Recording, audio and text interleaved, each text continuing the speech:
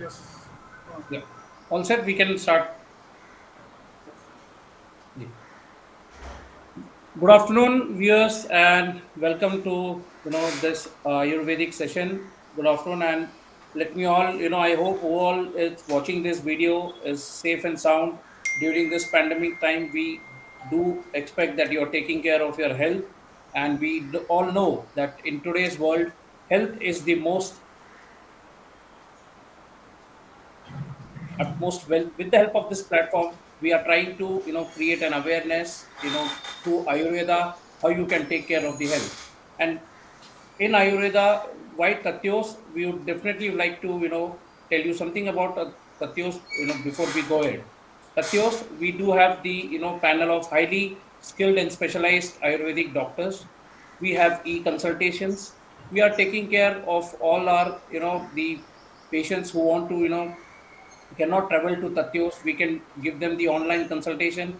So we have worked upon, it is taking into consideration the convenience for the elderly and incapacitated patients, doorstep delivery. Some things, in considering today's scenario, we have taken that, care, and we have developed our system and mechanism in such a way that we will be able to cater to the patients to any corner, any corner in this Pune. We are into that, and we will be, going forward. We'll going to expand and work on that. Today, we are going to cover one of the very important, disease that we are going to talk about. With us, we have two very, renowned panels, doctors who are working with us, who are with Tatyos. So we are going to talk about anorectal disease, right?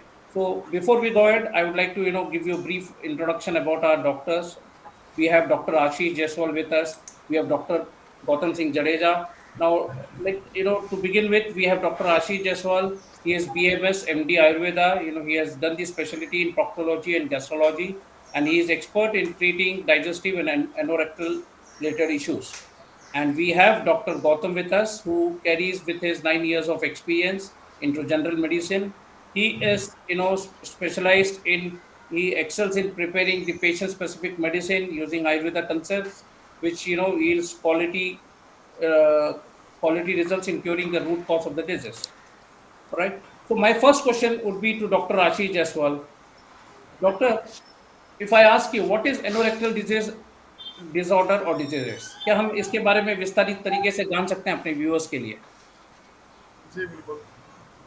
Anorectal actually ये दो part से मिलकर बना हुआ। जैसे अगर हम बात करेंगे एन एनएस, जो हमारा एनएल एरिया है, और रेक्टम एरिया है, जहाँ से हम मल त्याग करते हैं। सबसे नीचे का जो पार्ट होता है जिसको हम एनएस बोलते हैं, और उसके जस्ट ऊपर जो होता है रेक्टम होता है। ये जो हमारे डाइजेस्टिव ट्रैक्ट का एक पार्ट है, एक ऑर्गन है, जहाँ से हम जहाँ से सारे के जो हमारे मैमल से वहाँ से मल त्याग करते हैं। और एनोरेक्टल डिसऑर्डर की आप बात कर रहे हैं, तो इसमें ये बहुत सारे डिजीजेज आते हैं। पाइल्स है, फिशर इन एनो है, फिशुला इन एनो है, पेरिनियल अब्सेस है।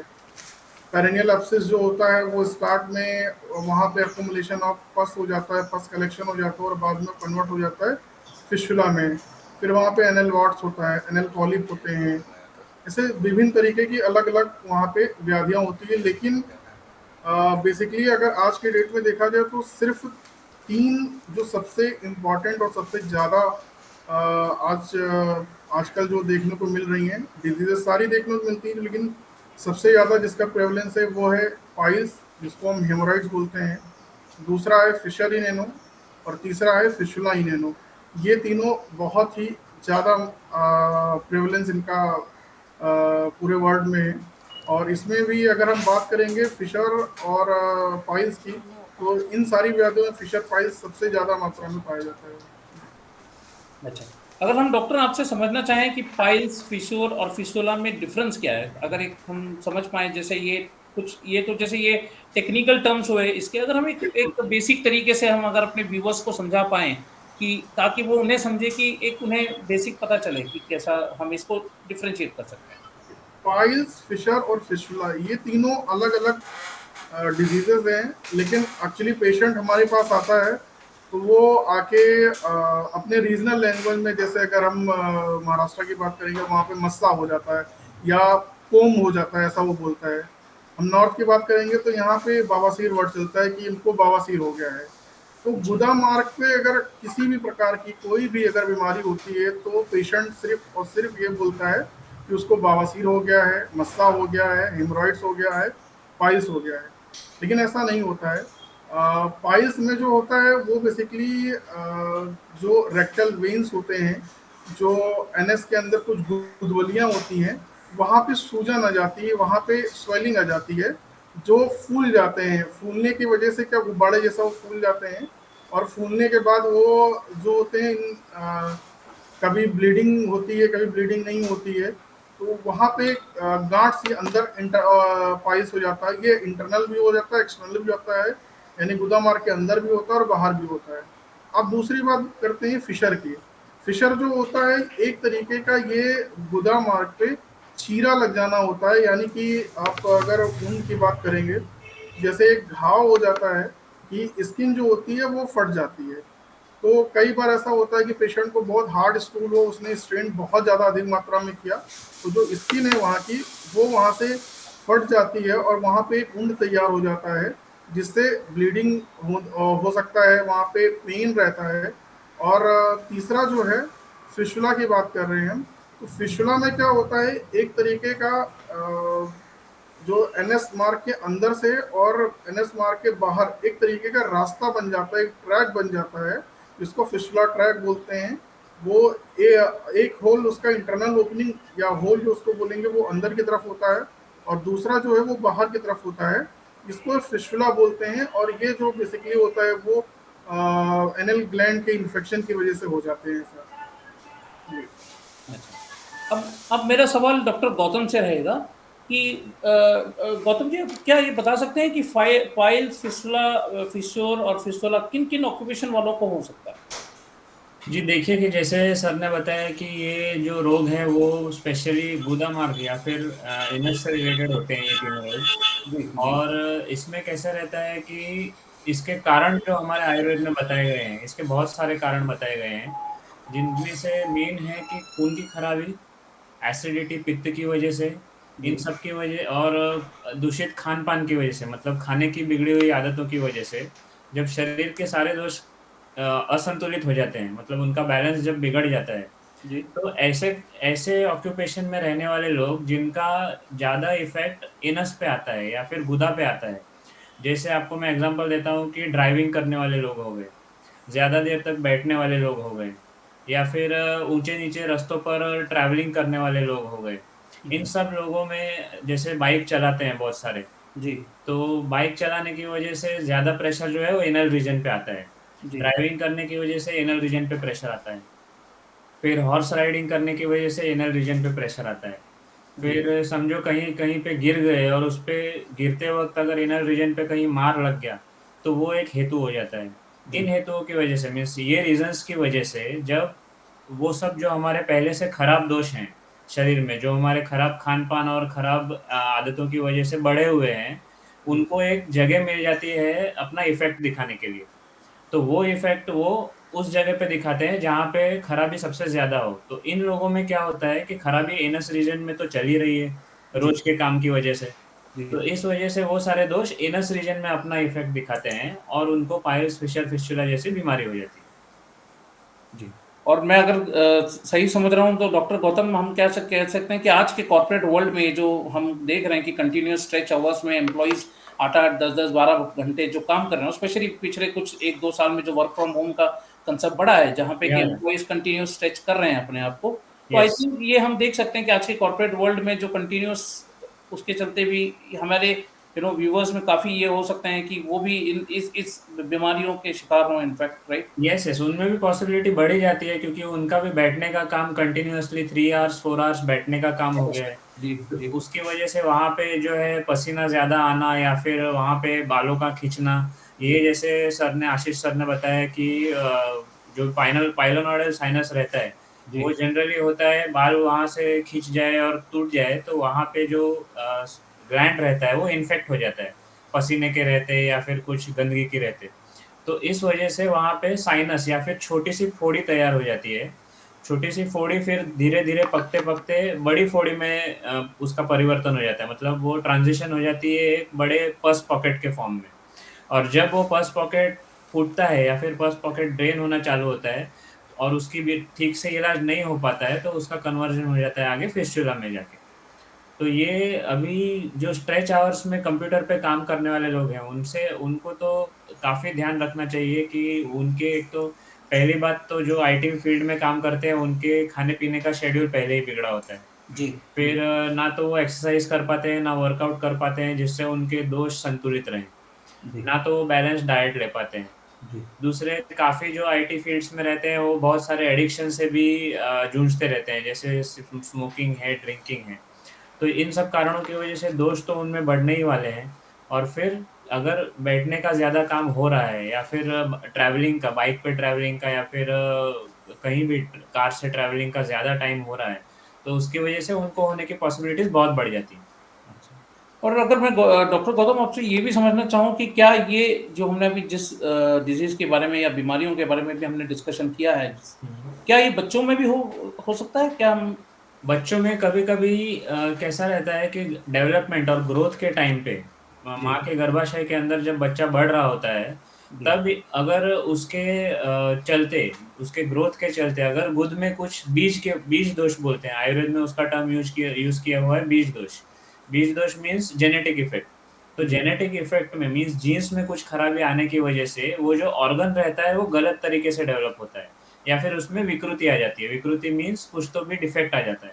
जी, तो इस डिफेक्ट में आने की वजह से बच्चे में जब बच्चा पैदा होता है तभी उसमें पाइल्स प्रेज़ेंट रह सकते हैं या फिर उसमें पॉलिप जैसे डॉक्टर आशीष जायसवाल ने बताया कि पॉलिप करके भी एक बीमारी होती है जिसे आयुर्वेद में गुदांकुर कहते हैं।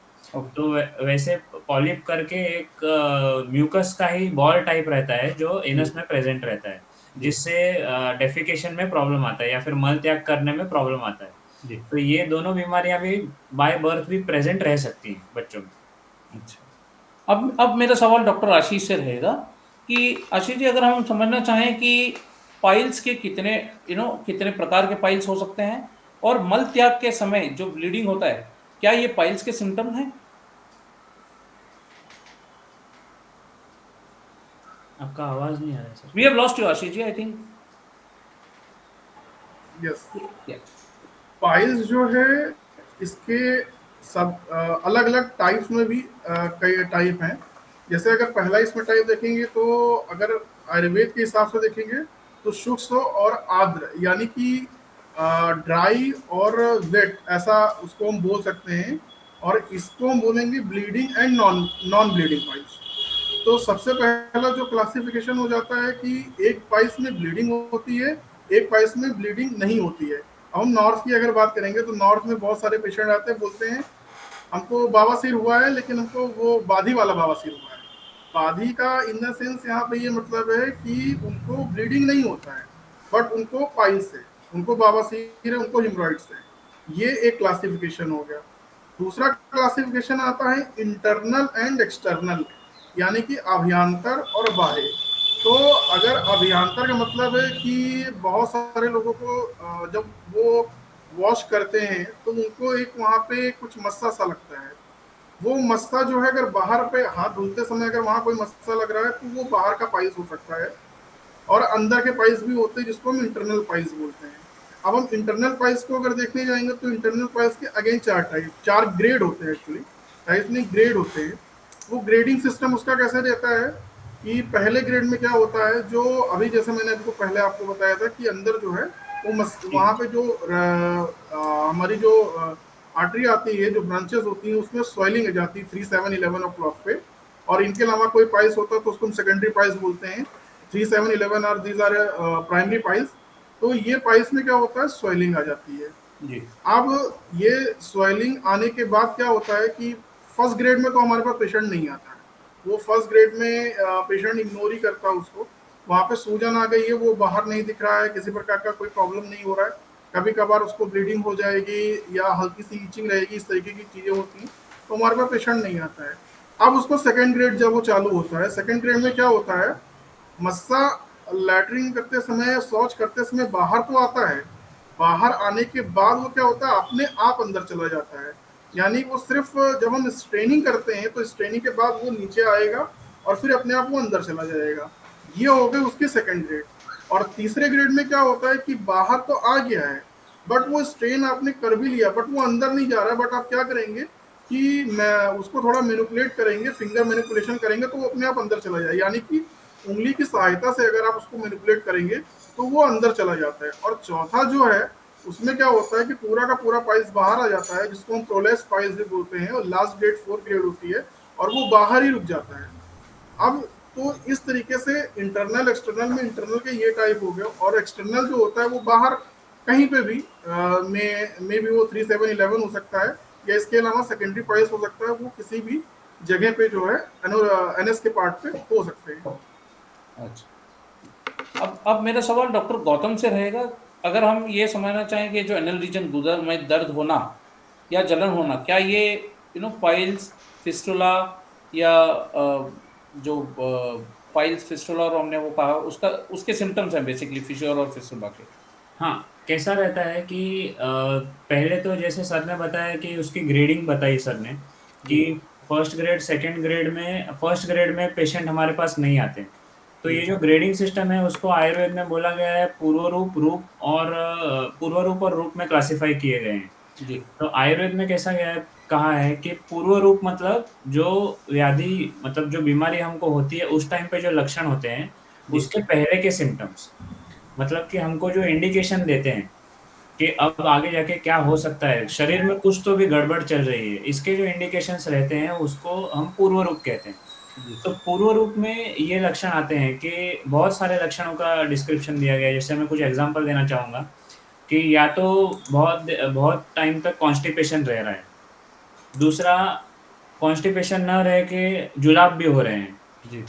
तीसरा कि उनको गुद प्रदेश में जलन हो रही है या फिर गुद प्रदेश में से उनको खुजली हो रही है, जैसा सर ने भी बताया, तो ये भी लक्षण होते हैं। तीसरा उनमें ऐसा होता है कि उनके शरीर का रंग जो है वो थोड़ा-थोड़ा सांवला पड़ते जाता है। ये क्यों, ये सब लक्षण क्यों होते हैं? क्योंकि जो शरीर में दोष है, वात, पित्त और कफ, इनमें बिगाड़ शुरू हो जाता है जो कि हमारी आदतों की वजह से हो रहा है। तो इसमें लक्षण सार्वदेहिक, मतलब पूरे शरीर के भी लक्षण आपको दिखाई देते हैं और जो एनस का रीजन है उसके भी लक्षण आपको दिखाई देने लगते हैं। ये अभी तक फिक्स नहीं होता है कि उसको आगे जाके क्या होने वाला है, बट ये इसका इंडिकेशन है कि इसमें से कुछ तो भी उसको हो सकता है। पाइल्स, फिशर, फिस्टुला, इसमें से कुछ तो भी उसको होने के चांसेस हैं, क्योंकि उसके पूर्व रूप या फिर उसका जो प्रोसेस है जी, वो बीमारी होने का जो प्रोसेस है वो शरीर में स्टार्ट हो चुका है। तो एक तरीके से ये इंडिकेशन देने लगा है बॉडी, अगर हम समझना चाहें सही तरीके से तो ये इंडिकेशन है। और कहीं ना कहीं कोई भी किसी भी रूप में वो बीमारी जा सकती है, मतलब पाइल्स हो सकता है, फिशुला या फिस्टुला में कन्वर्ट हो सकता है। कन्वर्ट हो ये सकता है, बिगिनिंग है, जैसे towards the beginning of the stage है। और अगर मैं ये कहना चाहूँ अपने व्यूअर से कि अगर ऐसा कुछ है तो वो इमीडिएटली कंसल्ट करें, डॉक्टर से मिले, बात करें। और अगर मैं डॉक्टर अभी मैं आशीष जी से ये ज़रूर पूछना चाहूँगा, क्या सबसे बड़ा, अगर व्यूअर्स के लिए हमारे सबके मन में संदेह होगा, ये सबसे बड़ा सवाल होगा, क्या anorectal disorder treatment Ayurvedic medicine से ठीक किया जा सकता है, और इसमें क्या ऑपरेशन की ज़रूरत पड़ती है? बिल्कुल बिल्कुल बिल्कुल सही किया जा सकता है।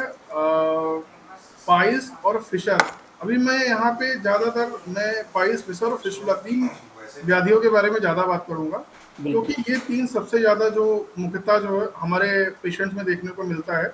बाकी व्याधियाँ भी मिलती हैं, हम उस पर ज़्यादा गौर नहीं करेंगे।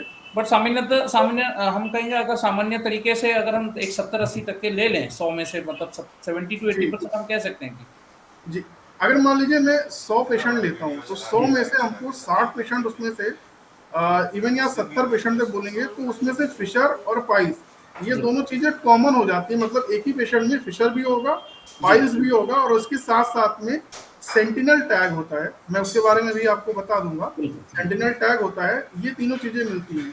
बाकी 20 से 30% के जो बचते हैं उसमें फिस्टुला होता है, और 10% में सामान्य व्याधियां जो और अन्य व्याधियां हैं गुदा रोग की, वो सभी होती हैं। अब इसमें आयुर्वेदिक उपचार से क्या ठीक होता है, कैसे ठीक होता है, इसके बारे में थोड़ा सा ब्रीफ करता हूँ। जी अब हम सबसे पहले हम पाइल्स की बात करते हैं, बवासीर की बात करते हैं। अभी जैसे मैंने आपको बताया 4 ग्रेडिंग होती है। अगर इसमें पेशेंट जो हमारे पास first grade, second grade, even starting phase of third grade तक अगर पेशेंट आता है, तो 100% बोल रहा हूँ कि आप मेडिसिन से सही कर सकते हैं, अगर जी वो लाइफ स्टाइल को फॉलो करता है according to Vaidya. Ji problem ये हो जाती है कि पेशेंट को हम सही से उसको मेडिसिन दे देते हैं, हम जो जी उसको पथ्य अपथ्य पालन के लिए बताते हैं वो पेशेंट नहीं करता है, तब जी नहीं सही होते। लेकिन अगर पेशेंट ईमानदारी के साथ पथ्य अपथ्य का पालन करते हुए जी जो डाइट फॉलो करेगा, लाइफस्टाइल चेंजेस करेगा, इसके साथ ही साथ में जो मेडिसिन अगर लेगा, तो up to starting phase of grade 3 तक हम पूरी तरीके से फाइल को सही कर सकते हैं। अब दूसरी बात करते हैं फिशर की। फिशर और विद सेंटिनल टैग, ये दोनों हैं। तो मैं सेंटिनल टैग के बारे में थोड़ा सा बस बता देता हूँ कि जी सेंटिनल टैग क्या होता है कि गुदा मार्ग के नीचे पार्ट पे या ऊपर पार्ट पे एक बाहर की तरफ मस्सा हो जाता है, तो वो धुलते समय हमेशा 100% हाथ पे वो लगता है। ये छोटे से बड़े कई रूप में हो सकता है। कई बार कॉन्स्टिपेशन अगर ज्यादा मात्रा में हो जाता है तो पेशेंट बोलता है कोई मस्सा बड़ा सा लग रहा है, लेकिन जब उसको कॉन्स्टिपेशन रिलीज हो जाता है तो वो छोटा हो जाता है। तो ऐसा बोलता है कभी तो सर बड़ा हो जाता है, कभी वहाँ जो स्वेलिंग होती है, जो सूजन होती है, वो छोटा हो जाता है। ऐसे दोनों तरीके बताता है। एक्चुअली वो जो सेंटिनल पाइल या सेंटिनल टैग उसको बोल सकते हैं, होता क्या है, फिशर हो जाता है, कट हो जाता है, तो कट होने की वजह से वहाँ की स्किन जो होती है वो दोबारा हील होती है, गार्ड करती है, उसकी रक्षा करती है। तो नीचे स्किन जो जब जुड़ती है, जब वहाँ पे हीलिंग होती है, तो कुछ एक स्किन टैग इकट्ठा हो जाती है वहाँ पे। तो वो टैग रूप में बाहर सेंटिनल पाइल्स आ जाता है, टैग आ जाता है। इसके साथ में वो फिशर एसोसिएटेड होता है।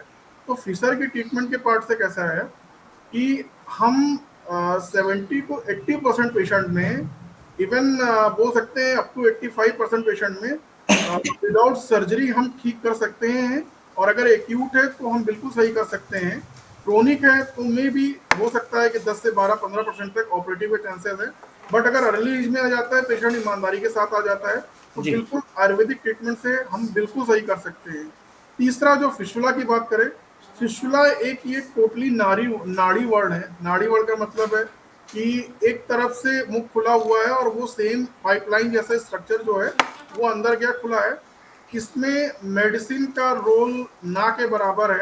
इसमें आपको जो सबसे सेफेस्ट, जिसका सक्सेस रेटियो मोर देन 98% है, जिसको मैं क्षार सूत्र बोलते हैं, क्षार सूत्र से इसकी ट्रीटमेंट बिल्कुल की जा सकती है और टोटली ये क्योरेबल है। तो तीनों व्याधियां आयुर्वेदिक तरीके से बिल्कुल और बिल्कुल क्योरेबल है। अच्छा, अगर बिल्कुल अभी इसी डिस्कशन पे अगर आगे बढ़ते हुए आशीष जी, अगर मैं आपसे ये पूछना चाहूँ कि मान लीजिए अंडर एनी सर्कमस्टेंस या किसी सिचुएशन के तहत ऑपरेशन करना पड़ा हमारे किसी पेशेंट को, तो क्या ऑपरेशन के बाद एनोरेक्टल डिजीज को नियंत्रण किया जा सकता है, या और ऑपरेशन के बाद कितने चांसेस हैं कि ये फिर से रिकर हो या फिर से वापस ये बीमारी आ सकती है या हो सकता है? बिल्कुल बिल्कुल। सबसे पहले नियंत्रण वाली बात करते हैं जी कि कई बार एक्चुअली यहाँ गुदा मार के नियंत्रण की शायद मैं बात करना चाहूँगा। तो कई बार ऐसा होता है, कुछ ऑपरेटिव होते हैं, पेशेंट का सवाल होता है जो अपने रिलेटिव से, अपने फ्रेंड से, अपने कलीग से सुन के आते हैं, सर हम ऑपरेशन करा लेंगे, लेकिन क्या हमारा जो गुदा मार का जो नियंत्रण है, जो मल त्याग करने का नियंत्रण है, जो इंस्टिंक्टर वहाँ पे होते हैं, जिसको हम वॉलंटरी मोशन जो होता है वहाँ पे, तो जो इंस्टिंक्टर होते हैं कई बार ऑपरेटिव के दौरान, एक्चुअली ये एनोरेक्टल डिपार्टमेंट है, तो इसमें जो क्वैक से लेकर और प्रोक्टोलॉजिस्ट हर कोई काम करता है। तो कुछ क्वैक ऐसे हैं कि गलत तरीके से ऑपरेशन करने की वजह से जो इंस्टिंक्टर होता है वो थ्रू एंड थ्रू पूरा का पूरा कट कर देते हैं। तो होता क्या है, हमारा जो मलत्याग करने की जो शक्ति है, जो रोकने की शक्ति है, वो चली जाती है, वो नियंत्रण चला जाता है। लेकिन क्षारसूत्र विधि द्वारा किया गया किसी भी प्रकार के ऑपरेशन में नियंत्रण नहीं जाता है। 100% नियंत्रण के मामले में सेफ है पूरी तरीके से। तो बिना किसी हेजिटेशन के हम क्षारसूत्र विधि में जा सकते हैं। दूसरा क्वेश्चन आपका मैं भूल गया, सॉरी, आपने क्या पूछा था? जी, कि इसके रिपीट होने के चांसेस, जैसे कि अगर ऑपरेशन या सर्जरी करनी पड़ी तो इसकी हाँ हाँ हाँ, रिपीट होने के चांसेस ये पेशेंट के ऊपर डिपेंड करता है। क्या होता है, हमने आज ऑपरेशन कर दिया, जी पाइल्स है, फिशर है, फिशुला है, सब कुछ ठीक हो गया। जी अब दूसरी बात क्या होता है, रिएकर तभी होता है जब पेशेंट की लाइफस्टाइल वापस से खराब होती है, क्योंकि उसको डिजीज हुआ है। अभी जैसा गौतम जी बता रहे थे कि एनएस पे हमारा तो जो इफेक्ट दिखता है वो दिखता है, जी लेकिन डाइजेशन पे जो इफेक्ट है वो दिखता है। डाइजेशन अगर आपका खराब होगा, अगर आपकी ग्रहणी व्याधि और ग्रहणी अगर आपकी खराब होगी, तो 100% आपको कॉन्स्टिपेशन में लीड करेगा या फिर आपको डायरिया में लीड करेगा। अधिक मात्रा में या अधिक समय तक डायरिया और कॉन्स्टिपेशन, ये दोनों घातक हो सकते हैं, और इन्हीं की वजह से सभी प्रकार के गुदा रोग होते हैं।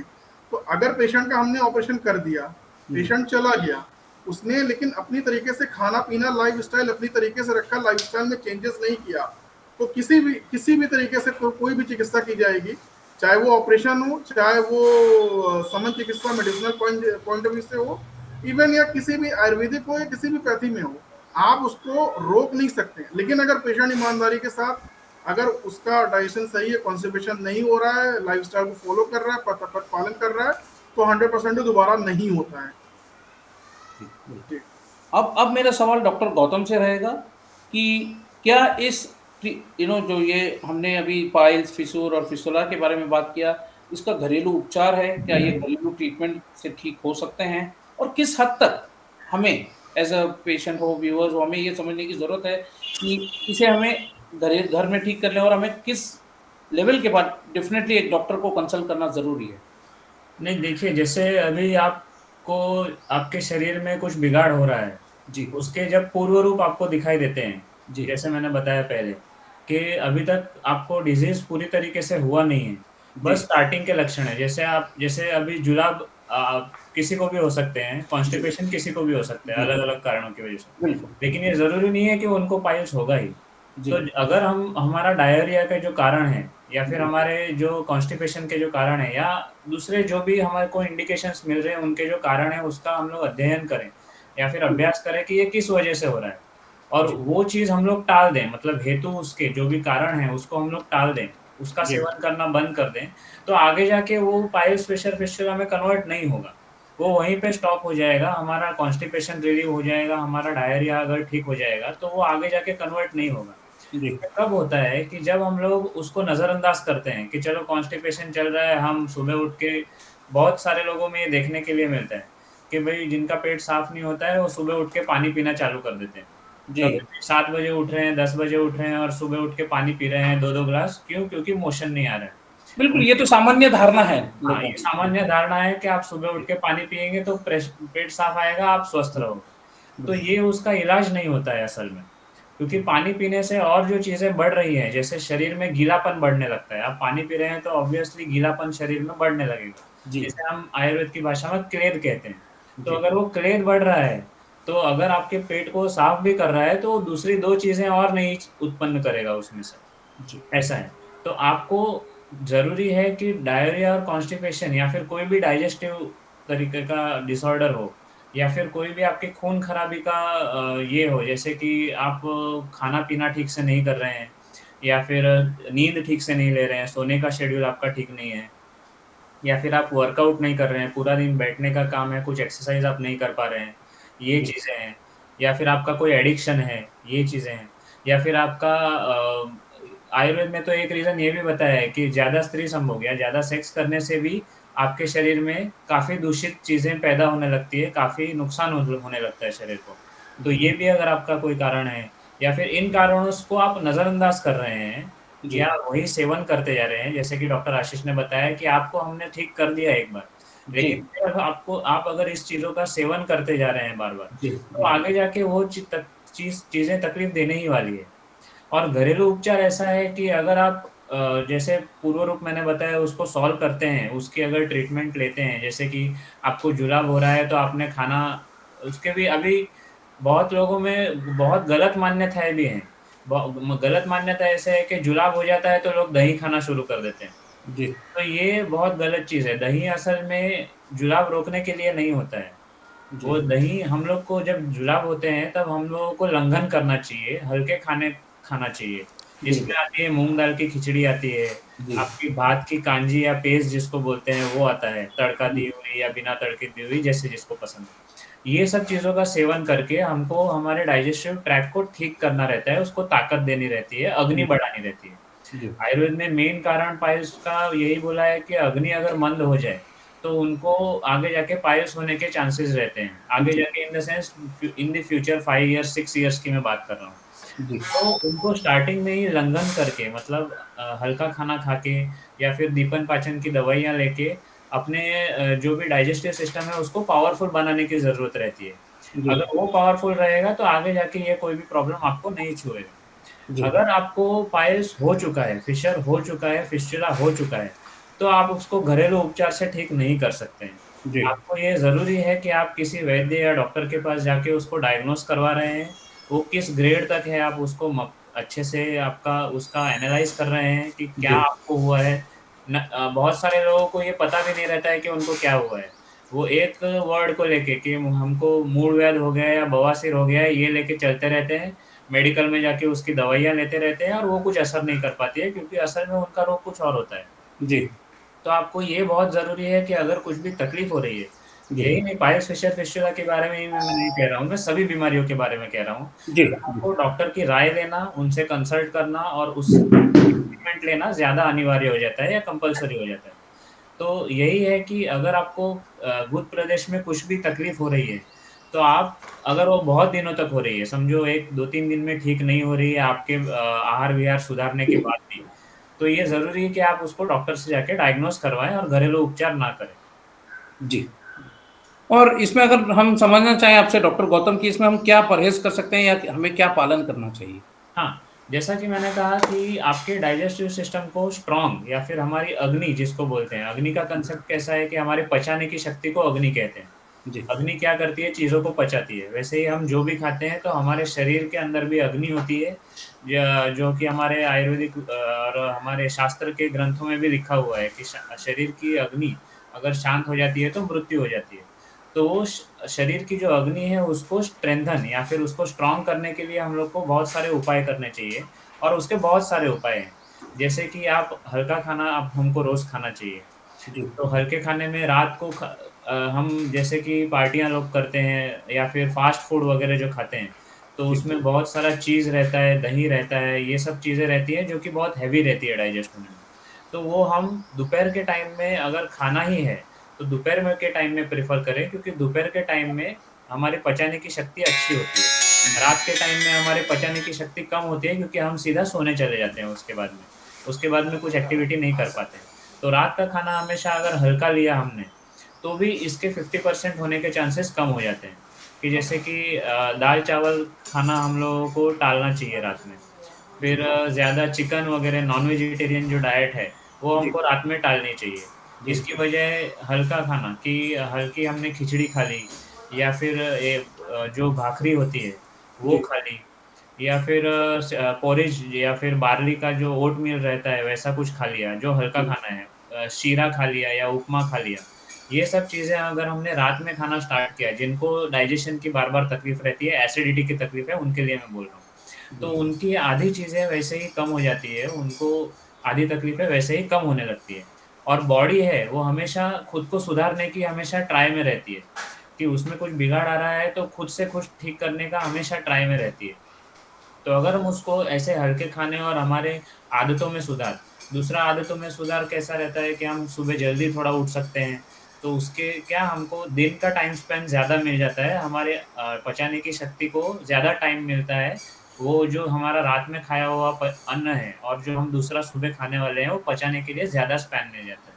तो हम अगर सुबह जल्दी उठें, थोड़ा वॉकिंग करके वर्कआउट कर लें, तो अ, वर्कआउट करने की वज़ह से या फिर योग या फिर एक्सरसाइज़ करने की वज़ह से शरीर का वात दोष जो है वो अनुलोम दिशा में होता है जी, या फिर नीचे की तरफ आने में हेल्प होती है, जिससे जी, हमारी बहुत सारी तकलीफ़ें एसिडिटी है, खून की खराबी है, पेट में दर्द है, पेट का फूलना है, वो सब कम होने में हेल्प होती है। तो ये सब चीज़ों की वज़ह से अगर हम उसको सपोर्ट करें हमारी बॉडी को, तो वो अपने आप ही ये सब दोषों को है वो धीरे-धीरे ठीक करने में कार्यरत या फिर सक्षम हो जाती है। तो इस वजह से हम इस तरीके से हम हमारे जो भी लाइफस्टाइल है, जैसे डॉक्टर आशीष ने बताया कि लाइफस्टाइल में चेंजेस जो हैं वो करने बहुत ज़रूरी होते हैं ताकि आगे जाके ये डिसीज़ ना हो और हम इनसे बचे रहें। अब अब मेरा सवाल डॉक्टर आशीष जी से रहेगा, being an anorectal disease specialist, क्या हम आपसे समझ पाएंगे कि गौतम जी के अलावा कि प्रिवेंशन के लिए हम क्या क्या कर सकते हैं, और इसमें पानी जो हम वाटर कंजम्पशन लेते हैं बेसिकली ऑन डेली बेसिस, इसमें इसका महत्व कितना है, क्या रोल है, क्या इंपॉर्टेंस है इसका? सबसे पहली बात कि रोकथाम वही होता है जिसकी वजह से वो व्याधि उत्पन्न हो, यानी कि जो हेतु है, जो कारण है, जो निदान है, उसको दूर किया जाए। जी तो सभी गुदा रोगों का जो निदान हेतु कारण है वो कॉन्स्टिपेशन है। जी तो सबसे पहली चीज हमको क्या करना है, कॉन्स्टिपेशन को रिलीज करना है। अच्छा, कॉन्स्टिपेशन को रिलीज करने के लिए एक चीज मैं और बोलना चाहूंगा कि जो ओटीसी प्रोडक्ट है, मैं किसी कंपनी का नाम नहीं ले रहा हूँ, किसी फार्मास्यूटिकल का नाम नहीं ले रहा हूँ, बस ओटीसी जो कुछ प्रोडक्ट ऐसे आते हैं उसमें सनाई पत्ती होती है, जिसको स्वर्ण पत्री भी बोला जाता है, जी उससे रिलेटेड अगर कोई भी आप ड्रग ले रहे हैं प्लीज बंद कर दीजिए। वरना आपका कॉन्स्टिपेशन कभी सही नहीं होगा। होता क्या है कि पेशेंट 2-2 साल तक XYZ कोई भी वो प्रोडक्ट लेता रहता है और वो फिर 2 साल बाद 3 साल बाद हमारे पास आता है और उसका फिशर तो सही हो जाता है, जी उसका पाइल्स भी सही हो जाता है, उसका कॉन्स्टिपेशन सॉरी उसका फिस्टुला भी सही हो जाता है, लेकिन कॉन्स्टिपेशन ट्रीट करने में बहुत दिक्कतें आती हैं क्योंकि स्वर्ण पत्री का है वो रेचन कर देता है इतनी ज़्यादा अधिक मात्रा में, जो बाहर मल त्याग नहीं होना चाहिए उसको जबरदस्ती वो करता है। तो स्वर्ण पत्री रिलेटेड या फिर कुछ ऐसे लेग्जेटिव हैं लिक्विड में, वो नहीं लेने चाहिए लॉन्ग टर्म के लिए। तो रोकथाम में तो सबसे पहली चीज यही है। दूसरी चीज जो है वो आयुर्वेद में बताई गई है, धारणीय वेग। तो जो 13 प्रकार की धारणीय वेग, उसमें से एक वेग ये भी है कि स्टूल का, कि अगर हमको मोशन होता है, अगर हमको फीलिंग आ रही है तो हमको तुरंत जाना चाहिए। कई बार हो सकता है कि हम उसको कुछ अपने कारणवश आधी घंटे 1 घंटे तक लेट जाते हैं, तो प्लीज़ ऐसा ना करें। जब भी आपको मोशन सेंसेशन है आप जाइए, और दिन में 1 से 2 बार तक ओके है। किसी कोई 1 बार जाता है मॉर्निंग टाइम में, कोई 2 बार जाता है मॉर्निंग एंड इवनिंग, या सुबह ही 2 बार, अगर वहाँ तक तो ठीक है। बट मोर देन 2 टाइम्स हो रहा है, 3 टाइम 4 टाइम, या फिर लूज मोशन कभी हो रहा है कभी हार्ड हो रहा है, तो ये ग्रेडी का सिम्टम्स है, जिसको मॉडर्न में कह सकते हैं कि वो इरिटेबल बाउल सिंड्रोम होता है, IBS जिसको हम बोलते हैं। तो उसकी तरफ वो लैंड कर लेगा। तीसरी बात सबसे इम्पोर्टेंट है, जी डोंट टर्न योर वॉशरूम और bathroom into news room and reading room. कई बार ये हो जाता है कि लोग बुक लेकर, मोबाइल लेकर, न्यूज़पेपर लेकर कमोड पे बैठते हैं। ये बिल्कुल मत करें। इससे क्या होता है कि बहुत अधिक समय तक आप बाथरूम में, वॉशरूम में आप बिताते हैं। इससे क्या होता है, आप स्ट्रेनिंग ज़्यादा करते हैं। तो हमें स्ट्रेनिंग नहीं करनी है। हम जस्ट एक बार बैठे, जो मोशन हो रहा है जितना होना है वो अपने आप हो जाता है, और उसमें स्ट्रेन नहीं करना है, जोर नहीं लगाना है। सबसे इम्पोर्टेंट ये बात। और पेपर ले लेंगे हम, मोबाइल ले लेंगे, तो न्यूज़ चलती रहती है और हम उसको देखते रहते हैं, पढ़ते रहते हैं और बहुत देर तक बैठे रहते हैं। तो ये एक बात हो गई। दूसरी बात क्या है, लाइफ स्टाइल चेंजेस। जी जो कई बार ऐसा हो जाता है कि जो आजकल के जो यूथ में मिडनाइट स्नैक्स का बहुत एक चलन हुआ है कि रात में 12-1 बजे के आसपास में कुछ तो भूख लगी और उस समय हम खाए और सो गए। तो ये जो शेड्यूल है बहुत गलत है लाइफ स्टाइल का। या फिर कुछ चीज़ें क्या हो रहा है कि दिन में सोना स्टार्ट हो रहा है। तो बहुत सारी चीज़ें जो लाइफ स्टाइल से रिलेटेड है वो पर्सन टू पर्सन डिफर है कि उनकी लाइफ स्टाइल क्या है, उसमें चेंजेस है। वो किसी भी जो भी नज़दीकी वैद्य है उनसे आप मिल के, और वो क्या लाइफ स्टाइल चेंजेस हैं उनसे आप जान सकते हैं। दूसरी बात यहाँ पे है योगा। अभी जैसे कि गौतम जी बता रहे थे योगा है, तो योगा में भी ये एक योग है वज्रासन। वज्रासन जो है वो हम खाने के बाद, जैसे हनुमान जी की जो पोजीशन होती है, अगर हनुमान जी को बैठा हुआ किसी ने देखा है, एक पैर ऊपर और एक पैर नीचे रहता है, तो हमने क्या दोनों पैर नीचे रख के, और नीचे रखने के बाद दोनों हाथ सामने होते हैं। अगर आप गूगल पे सर्च कर देंगे वज्रासन मिल जाएगा। खाने के बाद वज्रासन चालू करें, वज्रासन करना चाहिए। खाने में थोड़ा सा फाइबर डाइट, फाइबर का इन द सेंस है कि आजकल सारी चीजें फाइन होती जा रही हैं। तो जैसे कि अगर आटे की बात करी जाए तो उसको चाल के उसका जो चोकर है वो अलग करके फिर बनाया जाता है। चीजें बहुत बदलने लगी हैं। आजकल कुकर में सभी चीजें पकने लगी हैं, हर चीज जी कुकर में पकने लगी है। एसिडिटी, गैस एसिडिटी बहुत बढ़ रहा है। और जी जिसको कॉन्स्टिपेशन होगा उसको गैस एसिडिटी 101% होने ही वाला है। दाल होती है, जैसा अभी गौतम जी ने बताया कि दाल और चावल का रात में उपयोग नहीं करें।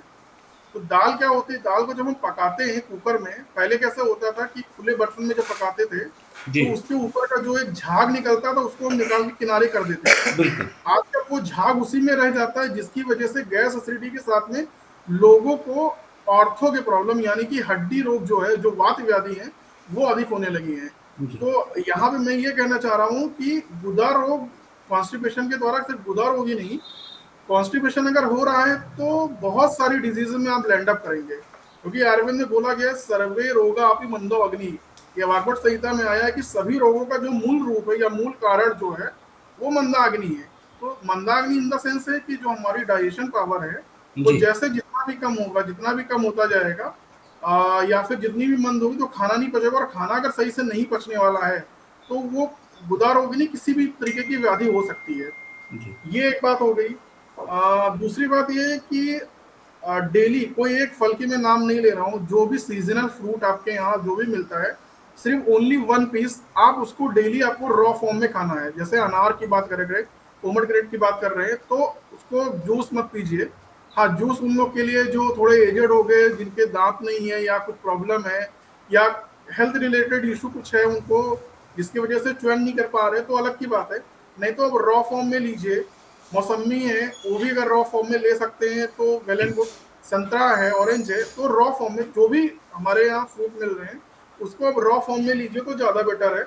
इससे हमारे अंदर फाइबर जाएगा। अगर हम पोमेग्रेनेट पूरा खाते हैं तो उसके अंदर हमारा जो है फाइबर जाएगा। जब फाइबर जाएगा तो कॉन्स्टिपेशन जो है वो कम बनेगा, कॉन्स्टिपेशन बल्कि नहीं होगा आपका। इसमें आप पपीता खा सकते हैं, पपाया जो है, बहुत सारे अब फल हैं। मैं किसी पर्टिकुलर एक फल की बात नहीं, जो आपको पसंद है वो आप कोई भी फल ले सकते हैं। और सबसे लास्ट में एक चीज मैं यहाँ पे बोलूंगा कि जो हमारा कमोड है, वेस्टर्न और इंडियन, जी मैं किसी के घर में बदलाव नहीं कर रहा हूँ, जस्ट एक बोल रहा हूँ इंडियन है तो बहुत अच्छी बात है, आप इंडियन यूज करिए। अगर आपके यहाँ कोई भी वेस्टर्न यूज कर रहा है तो स्लाइटली क्या करिए, पैर को एलिवेट करना है। पैर के नीचे आप कोई भी छोटा सा स्टूल प्लास्टिक का या कुछ भी है, एलिवेशन करने से ऐसा नहीं है कि उसको हम एलिवेट इसलिए कर रहे हैं कि क्या नाम है, मोशन सही से हो या क्या। एक्चुअली जो हमारी एंगल, जो सिग्मोइडो कोलॉन है, वहां पे जो रेक्टम से जस्ट ऊपर का पार्ट है, वो एक एंगल बनाता है कि मोशन सही से हो जाए। तो जी पैर को एलिवेट करने पे जो इंटेस्टाइन से नीचे लगी हुई जो हमारी सिग्मॉइड है, सिग्मॉइड कोलॉन है, वहां पे रेक्टम, उसका पोजीशन अच्छे से बनता है और मोशन बहुत अच्छे से हो सकता है। तो जी बेसिकली ये बहुत शॉर्ट में थोड़ी थोड़ी बातें थी, अगर ध्यान देंगे तो जी 100% बिल्कुल भी गुदा रोग नहीं होगा। और लास्ट में एक बात और ऐड यहाँ पे करूंगा जी कि सबके लिए, जिसको है या जिसको नहीं भी है, जी रात को खाने के बाद अगर उसका खाना जल्दी हो जाता है तो एक कप दूध में 1 चम्मच देसी घी आप उसको अगर लेंगे, लेकिन उसके साथ में क्या है कि आपका थोड़ा वॉकिंग होना चाहिए। घी अगर ले रहे हैं तो आपका थोड़ा फिजिकल वर्क होना ही चाहिए।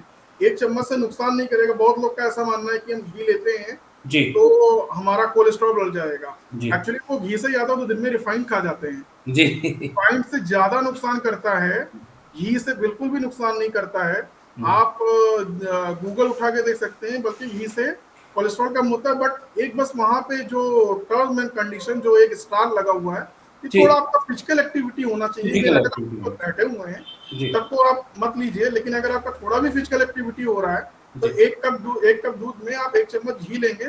इससे आपको गुदा रोग, कॉन्स्टिपेशन आपको नहीं होगा तो गुदा रोग बिल्कुल नहीं होगा।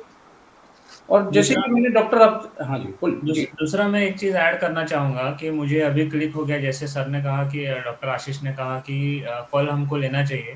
जी फल हमको लेने चाहिए, लेकिन अभी जैसे ये लेक्चर सुनने के बाद लोगों के मन में ये हो जाएगा कि हमको फल खाने हैं, हमको गुदा रोग नहीं होंगे।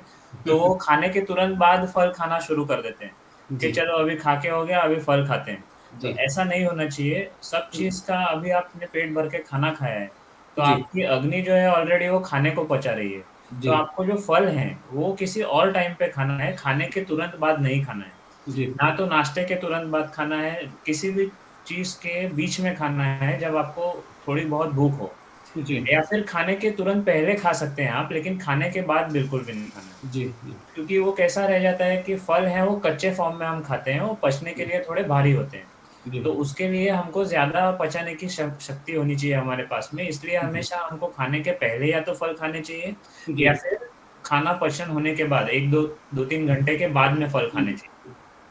ये जनरल और जनरली वो दूसरा जनरल नोशन ये है कि आम जनता हाँ। ये है कि हम लोग खाना खाते ही फल खा लेते हैं, तो हाँ, तो वो गलत चीज़ है। दूसरा वज्रासन का दूसरा नाम नमाज़ासन भी है। नमाज़ पढ़ते वक़्त जैसे आपने वो पोज़ीशन देखी रहेगी, जी वो वज्रासन में नमाज़ पढ़ी जाती है। बिल्कुल तो बिल्कुल। वो जो पोज़ीशन है उसमें अगर आप खाने के बाद भी बैठेंगे या फिर दिन में कभी भी बैठेंगे तो आपके लिए फ़ायदा कारक ही होगा।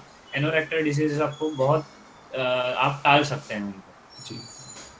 और डॉक्टर आशीष से मेरा ये सवाल रहेगा कि जो ये जो हमारी पानी कंजम्पशन करने की है, इसकी क्या भूमिका है हाँ, बिल्कुल बिल्कुल, पानी बहुत बहुत इम्पोर्टेंट है। जी एक्चुअली सब आप अगर प्रिवेंशन फ्रॉम पाइल्स या प्रिवेंट टू पाइल्स ऐसा कुछ भी सर्च करेंगे, आप कोई भी वेबसाइट उठा लीजिए, उसमें दूसरा तीसरा चौथा पॉइंट कुछ मिल जाएगा, ड्रिंक मोर वाटर ऐसा लिखा है। ये जी बहुत बड़ी एक मिथ है। अगर आप ज्यादा मात्रा में पानी पिएंगे जी तो आपकी अग्नि मंद होती है, खाना पचाने की शक्ति कम होती है, कॉन्स्टिपेशन में उल्टा लीड करते हैं। अच्छा तो ड्रिंक मोर वाटर की जगह ड्रिंक सफिशियंट वाटर। जी अब वो कितना सफिशियंट है, फॉर एग्जांपल मैं यहाँ पे बोल रहा हूँ, किसी का अगर वेट 50 to 60 है, जी अगर वो 50 से 60 में लैंड कर रहा है, जी तो वो अप टू 3 to 3.5 लीटर तक पानी, इससे ज्यादा तो बिल्कुल नहीं, अप टू वो 3 लीटर तक पानी ले सकता है, जी 3.5 लीटर तक पानी ले सकता है, इससे ज्यादा लेने की जरूरत नहीं है। दूसरी बात, अभी गौतम जी बोल रहे थे बहुत लोग उठ के सुबह पानी लेते हैं, बिल्कुल सही बात कह रहे हैं, कुछ जी गर्म लेते हैं कुछ ठंडा लेते हैं। जी ये एक साइकोलॉजिकल है। ऐसा नहीं है कि हमने सुबह 2 लीटर पानी पी लिया तो हमको मोशन हो जाएगा। जी मोशन 2 लीटर पानी पीने से नहीं आता है, आपका सफिशियंट मात्रा में पानी होना चाहिए, तो आपको मोशन ज्यादा हो जाएगा। तो ये एक सबसे बड़ी मिथ जो है कि हम अधिक मात्रा में पानी पिएंगे तो हम कॉन्स्टिपेशन नहीं होगा। अधिक मात्रा में नहीं पीना है, सफिशियंट वाटर लेना है, बस ये जी कहना चाहूंगा। और अभी अगर मैं आपसे डॉक्टर आशीष जी, अगर मैं आपसे ये समझना चाहूँगा कि एनोरेक्टल डिजीज या पाइल्स को अगर हम इग्नोर करें या ट्रीटमेंट ना करें, तो क्या ये आगे जाकर कैंसर में बदल सकता है? सारी डिजीजेस कैंसर में तो नहीं बदल सकती, ऐसा नहीं कह सकते, क्योंकि जी यहाँ पे बहुत सारी डिजीजेस हैं, 10 से 12 15 तरीके से या उससे भी ज़्यादा तरीके से वहाँ पे डिजीजेस हैं, जी कि इग्नोर करेंगे तो वहाँ हो सकते हैं। एक्चुअली जैसे पाइल्स है, पाइल्स को इग्नोर करेंगे तो वो बढ़ता जाएगा, और एक बार क्या हो जाएगा कि वो एनएस का एक बहुत बड़ा एरिया को वो ब्लॉक करने लगेगा। वो जी फिर कॉन्स्टिपेशन, फिर वो अंदर स्टूल इकट्ठा होने लगेंगे, स्टूल इकट्ठा होने लगेंगे तो सोर्स ऑफ इन्फेक्शन वहाँ जनरेट हो रहा है। मतलब एक की वजह से कई सारी चीजें हो सकती है। जी कैंसर जो है ये डेफिनेटली है कि अगर कुछ इन्फेक्टिव पैथोलॉजी हो रही है, कॉन्डोलोमा हो रहा है, या कुछ अलग ऐसी पैथोलॉजी हो रही है जी जिससे बॉडी खुद ऑटो इम्यून हो रही है, अगर वो खुद अपने सेल्स को नष्ट करना कहीं चालू कर रही है, तो डेफिनेटली वो कॉन्स्टिपेशन में लीड कर सकता है। कुछ मेलिग्नेंसी हो गई है वहां पे, तो फिर कैंसर में हो सकता है, लेकिन सारी डिजीज नहीं है। फिशुला की बात करेंगे कि फिशुला को अगर हम इग्नोर करेंगे तो जो सोर्स ऑफ इन्फेक्शन एरिया जो होता है, कि वो अगर थोड़े से पार्ट पे है तो वो बहुत बड़े पार्ट में हो जाएगा, जो उसका ट्रैक 2 से 3 सेंटीमीटर का होगा, जो मुश्किल से 15 दिन में या 20 दिन में पूरी तरीके से चेंजिंग के साथ में सही हो सकता है, 4 फुट चेंज करके सही कर सकते हैं। जी वो क्या हो जाएगा, 15 से 20 सेंटीमीटर हो जाएगा, वो फिर साल भर की ट्रीटमेंट चली जाती है कि हर हफ्ते चेंज जो हम 4 सूट करते हैं, वो ट्रीटमेंट का जो ड्यूरेशन होता है लॉन्ग हो जाता है। तो सारे के सारे डिजीज जो है वो कैंसर में नहीं कन्वर्ट होते हैं। हाँ, कुछ एक रीजन हो सकता है, जैसे कि मान लीजिए कि यहाँ पे मैंने नाम नहीं लिया अभी तक, क्रोन्स डिजीज होता है, जी या फिर अल्सरेटिव कोलाइटिस होता है। ये कुछ एक ऐसी डिजीज होती है कि इनके एसोसिएशन के साथ में अगर कुछ ऐसी व्याधियां होती हैं एनोरेक्टल की, तो वो लैंड अप कर सकता है कि उसमें कैंसर के रूप में वो बदलाव हो सकता है। जी और आशीष जी, जैसे आपने अभी ड्यूरिंग हमारे डिस्कशन आपने एक शार्ट सूत्र की बात की थी, राइट? शार्ट हाँ सूत्र। जी। जी, अगर हम ये समझना चाहें कि शार्ट सूत्र क्या होता है और ये कितना सफल है, इसे कराना कितना सफल रहेगा? देखिए, सफलता की अगर बात सबसे पहले सफलता की बात करें तो ये एक ऐसा ट्रीटमेंट है, जी, क्षार सूत्र, जिसको वर्ल्ड वाइड एक्सेप्ट किया गया है। इवन हम आयुर्वेदा फैटर्निटी से बिलोंग करते हैं, लेकिन ये आयुर्वेदिक ट्रीटमेंट एक ऐसी है जो एम्स जैसे इंस्टीट्यूट में भी, जो मॉडर्न टोटली वो मॉडर्न सर्जरीज करते हैं, फिर भी वो लोग क्षार सूत्र कर रहे हैं, जी, जिसका सक्सेस रेशियो फिशुला में मोर देन 98% है। और जी, सक्सेस रेशियो के साथ में जो दूसरी बात सबसे इंपॉर्टेंट है, जो फिस्टुला में रियकरेंस हो जाता है बार बार, जी, वो रियकर नहीं होता है। जी, और दूसरी बात, ये क्षारसूत्र होता क्या है एक्चुअली, एक तरीके का ये धागा होता है जिसको लेनिन थ्रेड बोलते हैं। उसके ऊपर हम इसमें 21 तरह की कोटिंग करते हैं। इसमें जी, सबसे पहले हम इसमें जो रहते हैं 11 स्नूही का कोटिंग करते हैं। उसके बाद स्नूही और अपामार्क क्षार जो होता है उसके साथ कोटिंग करते हैं। और जी, फिर उसके बाद हम फिर हल्दी के साथ में जो हरिद्रा होता है उसको स्नूही में भिगा के फिर उसकी 3 लेयरिंग करते हैं। तो इसके बाद क्या होता है कि एज अ वो एंटीसेप्टिक या फिर एज अ एंटीबैक्टीरियल वहां पे काम कर रहा है, हमारा हल्दी आ जा रहा है। अपामार्ग है जो वहां पे कटिंग, अपामार और स्नूही जो वहां पे कटिंग और साथ ही साथ में हीलिंग का दोनों का काम करती है। तो टोटली अगर देखा जाए तो एक धागा है, इस धागे के ऊपर जो है हम 21 तरीके की कोटिंग करते हैं, 21 बार वो कोटिंग होती है। और वो पूर्ण रूप में सूखने के बाद फिर हम दूसरी कोटिंग करते हैं। थोड़ा सा प्रोसेस हमारा लंबा जाता है ये छारसूत बनाने में, लेकिन ये जो सक्सेस रेशियो की जो हमने बात की है, बहुत ही अल्टीमेट और बहुत अच्छा रिजल्ट है इसका। जी। Thank you Ashish ji, thank you Gautam ji. अब क्योंकि हम काफ़ी कुछ सवाल जवाब के थ्रू कवर कर चुके हैं, so before we go ahead and wind up this session, अगर हम ये सेशन खत्म करने से पहले आपसे जाते हुए आशीष जी एंड इनफैक्ट गौतम जी एक दो शब्द कहते हैं ना कि कुछ बहुमूल्य शब्द जो हम आप एक आम जनता या व्यूअर्स को देना चाहेंगे, बताना चाहेंगे कि इस दौरान इस पैंडेमिक में या जो भी है नॉर्मल, आप कैसे हम क्या कर सकते हैं बेसिकली? जी, गुदा रोगों के बारे में ही यहाँ पे सबसे पहले अगर बाई चांस किसी को भी कुछ अगर वो लैंड अप करता है, तो नंबर एक सिट्स बात, यानी कि गर्म पानी की सिकाई जो है, वो जो एनएस एरिया जो होता है, एक कोई भी आप टब ले लीजिए, उस टब में गर्म पानी भर के उसको बैठना है, वो तुरंत के तुरंत ही आप घर में चालू कर सकते हैं। साथ ही साथ में जो लाइफ स्टाइल चेंजेस, जो लाइफ स्टाइल मॉडिफिकेशन जो आपको कोई भी वैद्य या कोई डॉक्टर बता रहा है, वो फॉलो करिए। फाइबर डाइट का रेगुलर वहां पे आप इंटेक रखिए, कॉन्स्टिपेशन मत होने दीजिए, स्ट्रेनिंग मत करिए। और जो ओटीसी प्रोडक्ट है, वो रिक्वेस्ट है वो बिल्कुल मत लीजिए। आप किसी भी वैद्य के पास जाके, और उनको गुदा रोग जो है, वो गुदा रोग को जब तक हम चेक नहीं करते हैं, कई मेरे हमारे पास पेशेंट आते हैं कि डॉक्टर साहब, जी, हम XYZ डॉक्टर के पास गए थे और हमने उनको बताया कि ऐसी ऐसी समस्या हो रही है, सर ने दवा तो दे दी, हाँ 2-3 दिन आराम रहा, लेकिन फिर वैसे हो गया, और ऐसे हम 3-4 बार हो चुका है। तो दिक्कत क्या होती है कि अभी मैंने आपको बताया कि बस एक छोटा सा एक चार्ट रफली मैं आपको दिखा रहा हूँ। ये जी, एक फिगर है जिसमें आपको दिख रहा होगा कि बहुत सारे डिजीजेज हैं। तो जी, इसमें से बहुत कम डिजीजेज है, बहुत शॉर्ट में डिजीजेज बहुत कम है। बस जी, मैं ये आपको बताना चाह रहा हूँ कि जब इतनी डिजीजेस होने के बाद डॉक्टर अगर बिना देखे बिना चेक किए ही अगर आपको दवाइयां दे रहा है, जी, उसको ये पता नहीं है, क्योंकि फिशर और पाइल्स के सिम्टम्स ऑलमोस्ट सेम होते हैं। बस फिशर में क्या होता है, शुरुआत में जैसे कि गौतम जी बता रहे थे और आपने सवाल किया था कि जलन जो होता है और जी, दर्द जो होता है वो डिफरेंट कैसे है। तो जी, बहुत शॉर्ट में बता रहा हूँ यहाँ पे कि जो पाइल्स है, पाइल्स में जनरली जलन नहीं होता है, और दर्द समटाइम्स होता है, समटाइम्स नहीं होता है जी, पाइल्स में, बल्कि मस्सा बाहर आता है, ब्लीडिंग हो सकती है, नहीं हो सकती है, और साथ में हल्की सी एक ईचिंग रहती है। जी, लेकिन जब फिशर होता है तो वहां पे क्या होता है कि वहां पे जो है वो फिशर के कट के होने की वजह से जलन होता है। लेटरिन जब मोशन जब कर लेते हैं, उसके बाद वो जलन किसी को 15 मिनट रहता है, किसी को 1 घंटा रहता हो, और अगर वो ग्रेड 4 का उसको फिशर हो जाता है तो पूरे दिन बना रहता है। और जो पेन होता है, जी, वो पेन पिकिंग टाइप का होता है, जी, यानी कि जैसे कोई कैंची से वहां कट कर रहा है या कोई पिन चुभा रहा है, इस तरीके का होता है। जी, तो ये किसी भी तरीके की कोई भी आदि है, आप सिर्फ बात स्टार्ट कर दीजिए, और किसी भी गुदा रोग स्पेशलिस्ट के पास जाके एक बार उनको चेक अवश्य करा लें। ताकि आपका जो ट्रीटमेंट है, शुरुआत में अगर आप किसी भी आयुर्वेदिक फिजिशियन के पास भी आप जाके मेडिसिन ले लेते हैं, वो डेफिनेटली आप सही होंगे।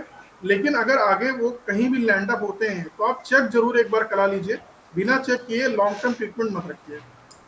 Thank you Archi ji. Over to you Gautam ji, आप अगर। मैं ये कहना चाहूँगा सर कि आजकल की ज़िंदगी में वर्कआउट या फिर योगा जो है वो बहुत ज़रूरी हो गया है। तो उसकी योगा योगा की काफ़ी काफी अहम भूमिका है, अगर हम हाँ, कहना योगा की चाहेंगे। काफ़ी अहम भूमिकाएँ हैं जो कि आम पब्लिक नहीं करती है, और करती भी है तो गलत तरीके से करती है। बिल्कुल तो मैं ये चाहूँगा कि आप पहले जो भी आप क्रिया कर रहे हैं, जो भी आसन कर रहे हैं, उसको एक ट्रेन्ड प्रोफ़ेशनल से अच्छी तरह से समझें।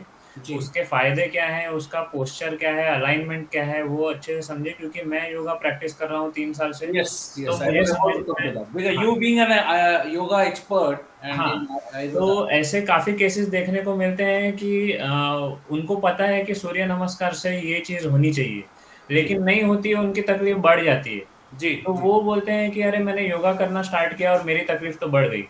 तो जी। ये इस वज़ह से नहीं है कि योगा करने की वज़ह से नहीं बढ़ी है, आप गलत तरीके से बिल्कुल, कर रहे बिल्कुल। हैं, इस वज़ह से बढ़ी है। गलत तरीके से कर रहे हैं, बिल्कुल। हाँ, तो आपको पता होना चाहिए कि आपकी कैपेसिटी क्या है, आपको जी, कौन से आसन करने चाहिए, कौन सी बीमारी में कौन से आसन करने चाहिए, नहीं बिल्कुल, करने चाहिए, उसका राइट। प्रॉपर नॉलेज होना चाहिए। अवेयरनेस होना बहुत ज़रूरी अवेयरनेस काफ़ी होना चाहिए और पहले उसका अभ्यास करें, पहले है। किसी बिल्कुल, से समझें कि वो क्या है, कैसा जी, है, जी, उसके बाद उस पे जाइए। बिल्कुल। दूसरी, एक तो ये चीज़ हो गई, दूसरी कि जैसे घरेलू उपचार के बारे में आपने पहले पूछा था, जी, तो जी, किसी भी बीमारी के लिए घरेलू उपचार ना करें, ना बिल्कुल। तो व्हाट्सएप पे, ना फ़ेसबुक पे आए हुए जो भी मैसेजेज़ रहते हैं, काफ़ी फॉरवर्ड्स मैंने बिल्कुल, ऐसे मुझे भी बहुत सारे मैसेजेज़ आते हैं कि जी, आप ये करना चालू कीजिए तो ऐसा हो जाएगा, ये करना चालू कीजिए, ये रामबाण इलाज है, ये ऐसा इलाज है, वैसा इलाज है, ऐसा कुछ नहीं होता है। जी, अगर आपको कुछ हो रहा है, तो आप जी, उसको समझिए, किसी डॉक्टर की सलाह लीजिए सबसे बिल्कुल, पहले। बिल्कुल। और अगर वो पायल्स फिशर फिस्टुला या फिर एनोरेक्टल के केसेज़ हैं, तो जी, कोई-कोई देखिए आजकल के ज़माने में ना कोई-कोई डिज़ीज़ ऐसी हैं जहाँ पे मॉडर्न अच्छा काम करता है या फिर एलोपैथिक मेडिसिन अच्छा काम करती है। जी, कोई-कोई डिज़ीज़ बहुत सारे डिज़ीज़ ऐसे हैं जिसमें आयुर्वेदिक मेडिसिन भी बहुत अच्छा काम करती हैं। जी, तो जी, मॉडर्न मेडिसिन्स की तरफ हमें तभी बढ़ना चाहिए जब हमें सर्जरी की ज़रूरत पड़े जी, या फिर जैसे क्षार सूत्र की हमको ज़रूरत पड़े, तभी हमको सर्जरी या फिर ऐसे उपचार की तरफ जाना चाहिए कि जी, जो इन्वेसिव हों। जी, या फिर जी, नहीं तो हमको आयुर्वेदिक मेडिसिन से या फिर होम्योपैथिक मेडिसिन से या जो भी ऐसी मेडिसिन्स हों, जिससे हमारे शरीर को हानि ना हो, जी, वैसी मेडिसिन से हमको उस बीमारी का इलाज शुरू करना चाहिए और फिर जी। आगे बढ़ना चाहिए। जी, अगर मैं ये डॉक्टर गौतम और डॉक्टर आशीष जी, अगर मैं ये कहूँ कि कोई भी ट्रीटमेंट जि जिस जैसे हमने कहा कि पाइल्स है, फिशर है, फिस्टुला है, अगर हमें अगर बिगिनिंग ऑफ द स्टेज में पता चल जाए, तो आयुर्वेदा को ऑप्ट करने में हमें कोई दिक्कत नहीं होनी चाहिए। ये तभी ऑपरेशन या सर्जरी की, जहाँ तक मेरी अंडरस्टैंडिंग है, कि एक सर्टेन स्टेज क्रॉस हो गया, जहाँ पे आपको एक इमीडिएट अरेंजमेंट, वो कहते हैं ना कि आपको इमीडिएट रेमेडी देना है, उसे आपको ठीक करना है, ताकि आप तभी आप एक मॉडर्न मेडिसिन की तरफ बढ़ जाते हैं, राइट? बट अगर आपको बिगिनिंग ऑफ द स्टेज और शुरुआत में ही अगर आपको पता चल जाए कि कुछ है सिम्टम्स या कुछ है, कुछ किसी तरीके का रोग है, कुछ है जैसे कि एंडोरेक्टल डिजीज के हम बिल्कुल स्टार्टिंग में हैं, तो हमें कभी भी ये बिल्कुल जैसे कहा सर ने कि मैं उनसे बिल्कुल सहमत हूँ कि इन्वेसिव तरीके से ये हम इस ट्रीटमेंट को ऑप्ट कर सकते हैं। और बेसिकली बिकॉज तथ्योस का वन ऑफ द मिशन अगर आप देखेंगे कि holistic healing with Ayurveda, why we are forcing and we are telling, and during this pandemic also it has been proved that Ayurveda does definitely, it is one of the way forward in the medicines, right Gautam ji and Ashish ji? जी। देखिए, शुरुआत में ही अगर पता चल जाता है तो जी, हम बिल्कुल आयुर्वेद से ही इवन जितने भी प्रकार के गुदा मार्ग हैं, गुदा जी, मार्ग पे होने वाली बीमारियां हैं, जी, हम उसको टोटली ट्रीट कर सकते हैं आयुर्वेद से। और मैं आपको ये बता दूं, मेरी पूरी प्रैक्टिस आयुर्वेदिक है। मैं जी, एनोरेक्टल की जो प्रैक्टिस कर रहा हूँ, जी, उसको पूरी की पूरी प्रैक्टिस आयुर्वेदिक है। जी, और उसमें मैं किसी प्रकार का कोई भी मॉडर्न दवाइयां नहीं यूज कर रहा हूँ। जी, जो हमारे जो गवर्नमेंट की तरफ से जो अमेंडमेंट है कि at the time of operation जो हम लोकल एनेस्थीसिया देते हैं, जी, उस पार्ट को छोड़ के बाकी मैं मॉडर्न किसी प्रकार का कोई दवा नहीं यूज कर रहा हूँ, सारी आयुर्वेदिक यूज कर रहा हूँ। और जी, पेशेंट, अभी आपको जान के खुशी होगी कि पेंडेमिक के बाद से जी, पेशेंट खुद कॉल करते हैं, खुद वो बोलते हैं मुझे आयुर्वेदिक चाहिए। वो फोन पे पूछते हैं सर आप आयुर्वेदिक करते हैं मॉडर्न करते हैं? जी, तो हम बोलते हैं मॉडर्न नहीं, टोटली ये आयुर्वेदिक क्लिनिक है और आयुर्वेदिक ही करते हैं। पेशेंट बोलता है हाँ सर मुझे भी आयुर्वेदिक ही कराना है, तो वो पेशेंट खुद अवेयर हो रहा है, ये एक अच्छी बात है। जी तो और साथ ही साथ में आपको क्या बोले फिस्टुला के लिए एक बार बोलना चाहूंगा। जी फिस्टुला में क्या होता है कि पेशेंट को जब बाहर ओपनिंग हो जाती है या इंटरनल ओपनिंग भी होती है, कई बार साइनस होता है, मतलब एक तरफ से बंद होती है ओपनिंग, एक तरफ से खुली होती जी है, जी और दोनों तरफ से भी खुली, दोनों तरीके से हो सकता है। तो उसमें क्या पस डिस्चार्ज होता है, अगर पस डिस्चार्ज होता है, पेन होता है, तो वहां पे किसी भी डॉक्टर के पास जाता है या जनरल प्रैक्टिशनर के पास जाता है, वो लोग क्या करते हैं कि एंटीबायोटिक्स दे देते हैं। जी और मैं अभी आपको बताऊं, जो American Society of Colon and Rectum है, उन्होंने तक साफ साफ यानी कि उनका मॉडर्न का जो एसोसिएशन है, उन्होंने भी साफ साफ बोला हुआ है कि फिस्टुला में किसी भी प्रकार का एंटीबायोटिक्स मत यूज करिए जी जब तक उसकी जरूरत ना पड़े। जैसे कि कुछ डिजीज होते हैं, ट्यूबरक्लोसिस होता है, या फिर वहां पे कुछ एसटीडीज हो सकती है, इसके साथ में एसोसिएटेड है, या जी सेकेंडरी इन्फेक्शन कुछ है, तो उसके साथ में आप यूज कर सकते हैं। लेकिन अगर सिंपल फिस्टुला है तो उसमें एंटीबायोटिक यूज करने के लिए नहीं बोला। एंटीबायोटिक यूज करने के बाद वहां का जो पस कलेक्शन है वो वहीं पे ड्राई हो जाता है, और फिर वो बाद में ज्यादा घातक हो सकता है, ज्यादा डेंजरस हो सकता है। और ऐसा एक ट्रीटमेंट जस्ट अभी मेरा खत्म हुआ है, उस पेशेंट का 10 दिन पहले ही छासूत कट हुआ है, और वो पूरी तरीके से इस हफ्ते में वो हील होने वाला है। उसने जी शुरुआत में वो एक्चुअली एंटीबायोटिक लेने के बाद एंटीबायोमा बन जाता है, वहां पे एक हार्डनेस हो जाती है, फिर वो हार्डनेस वहां पे इन्फेक्शन होता है, फिर वो 15-20 दिन बाद वहां पे फूटेगा, वो बड़ा सा एरिया लेगा वहां पे, और फिर तरह तरह के कॉम्प्लिकेशन हो जाते हैं। तो एंटीबायोटिक का इस्तेमाल तो बिल्कुल मत करिए। आयुर्वेद में आप आइए, आयुर्वेद में पूरी तरीके से आपको किसी भी प्रकार का यहाँ पे कोई हानि नहीं होनी है। जैसे आप एंटीबायोटिक ले रहे, एंटीबायोमा बनना है, आयुर्वेद में किसी प्रकार का कोई हानि नहीं होगा। इधर आप वैद्य के निगरानी में दवा ले रहे हैं, ये भी जी इंपॉर्टेंट बताएं। ये ये बहुत नहीं कि आयुर्वेदिक शॉप पे भी जाके आपने ये दूसरी ये आती है कि ओटीसी प्रोडक्ट होते हैं, आयुर्वेदिक शॉप में गए, वहां से बोला हम तो सर आयुर्वेदिक ही ले रहे हैं। जी आप आयुर्वेदिक ले रहे हैं लेकिन गलत तरीके से आयुर्वेदिक ले रहे हैं। बिल्कुल तो बिल्कुल एक जी वैद्य के निगरानी में ही आयुर्वेदिक दवा लें, और 100% आपको सक्सेस मिलेगा। बिल्कुल। गौतम जी आप कुछ कहना चाहते हैं बिफोर वी वाइंड अप? नहीं सर, मैं तो यही कहना चाहूँगा कि आप जो भी कर रहे हैं वैद्य की सलाह से कीजिए। बिल्कुल और आयुर्वेद से सभी बीमारियाँ ठीक हो सकती है, ऐसा नहीं है कि कोई बीमारी आयुर्वेद से नहीं ठीक हो सकती है। जी जी सिर्फ सर्जरीज को छोड़ के।